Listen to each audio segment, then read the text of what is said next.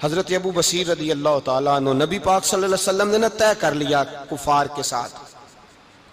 حدیبیہ کی جنگ ہوئی تو فرمایا اگر کوئی مسلمان مکے چلا جائے گا تو کافر کہنے لگے ہم واپس نہیں کریں گے، اور اگر کوئی کلمہ پڑھنے والا ستایا ہوا مسلمان مدینے آئے گا تو مسلمانوں کو واپس کرنا پڑے گا.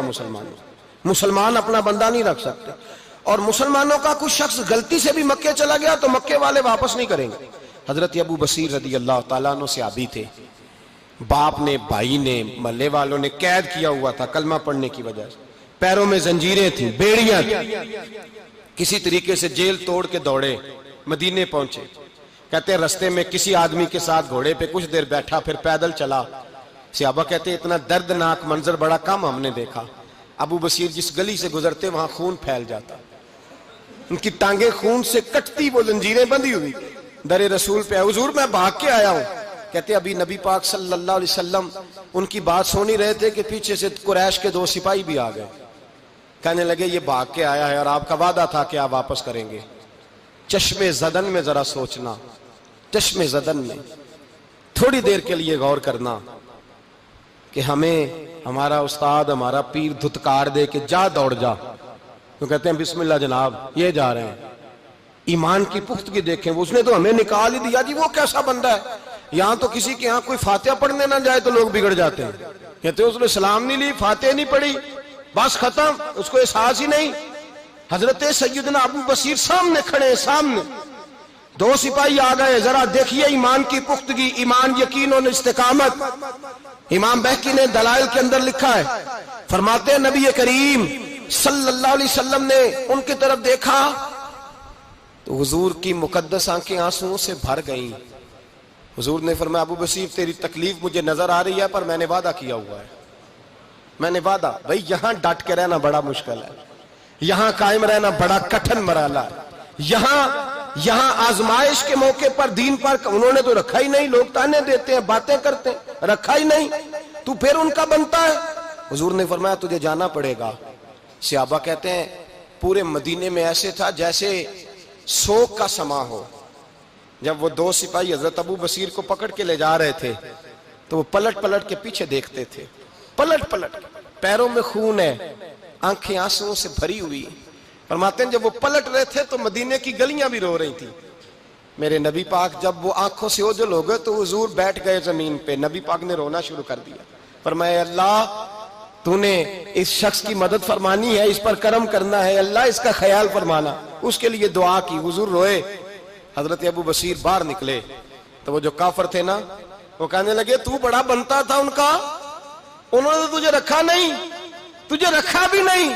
تو حضرت ابو بصیر نے تھپڑ مارا منہ پہ. کہنے لگے میں وہ نہیں جو تھوڑی سی بات سے بدل جاؤں، ایمان، یقین اور استقامت کی دولت ملی ہوئی ہے. آپ فرمانے لگے میرا تو ایمان اور پختہ ہو گیا ہے کہ میرا نبی اپنے وعدوں کا بڑا پابند ہے، میرا رسول اپنے وعدوں کا بڑا پابند ہے. حضرت ابو بصیر کہتے ہیں مدینے کی سرحد گزر گئی تو میں نے کھینچی تلوار ان میں سے ایک سپاہی، اب آؤ میرے مقابلے میں جس نے آنا ہے. ایک کو مارا، دوسرا بھاگ گیا. فرماتے اب میں مکے جا نہیں سکتا تھا، جاؤں گا تو وہ زیادہ ماریں گے. مدینے حضور نے قبول نہ فرمایا. فرماتے ایک جنگل میں جا کے العیس نام کی ایک بستی تھی، وہاں ڈیرا لگا لیا، دریا کے کنارے، پانی پی لیتا، پتے کھا لیتا. تن تندور ہڈاں دا بالن تے اسی ہاواں نال تپایا، کپ کپ مکیاں پیڑے کیتے تے اتوں صبر پلیتھن لایا. تن دی ہانڈی تے من دا سالن اتے لون صبر دا پایا. غلام فریدا وے میں ساری تیری، غلام فریدا وے میں ساری تیری، تینوں اجے یقین نہیں آیا.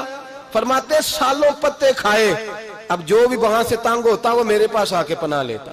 جس کو مکے والے مارتے میرے پاس آ کہتے تانے دینے والے آ کے کہتے ہو تم کس طرح کے نوکر ہو، تمہیں تو انہوں نے رکھا ہی نہیں. ہم نے کہا چپ کر جا، وہ ہمارے آقا ہیں، وہ ہمارے آقا ہیں، رکھیں تب بھی ٹھیک ہے، نہ رکھیں اللہ اکبر. ایمان دیکھو، قوت دیکھو. جڑیاں خصماں دی وچ رضا وسن بھاگ جاگ جاندے انہاں گولیاں دے تے میں گڈی ہتھ ڈور سجن دے او جنج رکھے اونج رہنا ہے. واجب نہیں جے وچ شریعت مندہ خصم نو کہنا. فرمایا بس ٹھیک ہے، جس طرح حضور راضی ویسے ہی ہم راضی. حضرت ابو بصیر رضی اللہ تعالیٰ عنہ کے پاس 300 صحابہ کٹھے ہو گئے. 300 حضرت ابو بصیر جب مدینے کی سرحد سے گزر رہے تھے نا تو نبی پاک نے ایک آواز دی تھی، فرمایا ابو بصیر ایک وقت آئے گا کہ میرا پیغام تجھ تک پہنچے گا، ایک ٹائم آئے گا۔ حضرت ابو بصیر سے جب کوئی کہتا نا کہ زندہ کس بات پہ ہو تو فرمانے لگے مصطفیٰ کے فرمان پہ بڑا یقین ہے، بلاوا آئے گا، مجھے بلاوا، مجھے یقین ہے کہ مجھے بلاوا، بڑی امید ہے سرکار قدموں میں بلائیں گے اور کرم کی جب نظر ہوگی مدینے، مجھے یقین ہے کہ مجھے بلاوا۔ حضرت ابو بصیر رضی اللہ تعالیٰ عنہ فرماتے ہیں کہ وقت گزرتا گیا، 300 لوگ اکٹھے ہو گئے۔ جب کوئی مسلمانوں کا قافلہ مکے کے پاس سے گزرتا تو مکے والے لوٹ لیتے تھے۔ حضور نے بھی اجازت دی مدینے والوں کو، اگر ان کا قافلہ کوئی آئے تمہیں بھی حملے کی اجازت ہے، کفر کا مال مال غنیمت ہے۔ حضرت ابو بصیر کہتے ہیں جب بھی ہمارے قریب سے وہ رستہ تھا شام کی طرف جانے کا، جب بھی کافر گزرتے ہم ان کے قافلے پکڑ لیتے، لوٹتے، ہم بھی ان کو اس طرح کی سزا دیتے جو مسلمانوں کو دیتے تھے۔ فرماتے ان کا جینا محال ہو گیا، ہاتھ باندھ کے نبی پاک کی بارگاہ میں گئے، کہنے لگے یہ شرک ختم فرما دیں اور آپ ان کو بلا لیں، بلا لیں۔ حضرت ابو بصیر فرماتے ہیں میں بوڑھا آدمی تھا، دن بھر میں کام کرتا، محنت کرتا، اس علاقے میں کھیتی باڑی کرتا، جب رات ہوتی تو میں کسی پہاڑ کے ٹیلے پہ بیٹھتا اور مدینے کی جانب منہ کر لیتا اور میں انتظار کرتا بلاوا کب آئے گا، کب حضور کا پیغام آئے گا، میں انتظار کرتا۔ حضرت ابو بصیر رضی اللہ تعالیٰ عنہ بیمار ہو گئے، شدید بیمار، سخت بیمار تھے تو قریش نے شیخ ختم کی۔ حضرت ابو ہریرہ کہتے ہیں نبی پاک نے 2 صحابہ کو رکا دیا، فرمایا جاؤ اسے جا کے کہو آ جائے، اسے کہو آ جائے۔ صحابہ کہتے ہیں ہم پہنچے تو ان کا آخری وقت چل رہا تھا، آخری ہجکیاں تھیں، ایمان اور یقین دیکھو، آخری ہجکیاں۔ لوگ کہتے ابو بصیر وقت آ گیا، وہ کہتے نہیں ابھی وقت نہیں آیا، وقت تب آئے گا جب نبی پاک کا بلاوا آئے گا۔ حضور کا وعدہ تھا وقت تب آئے گا جب میرے نبی کا بلاوا آئے گا، ابھی بلاوا نہیں آیا تو ابو بصیر کا وقت بھی نہیں آیا۔ صحابہ کہتے ہم نے جا کے رکا، تھمایا، اٹھنے کی بھی طاقت نہیں تھی۔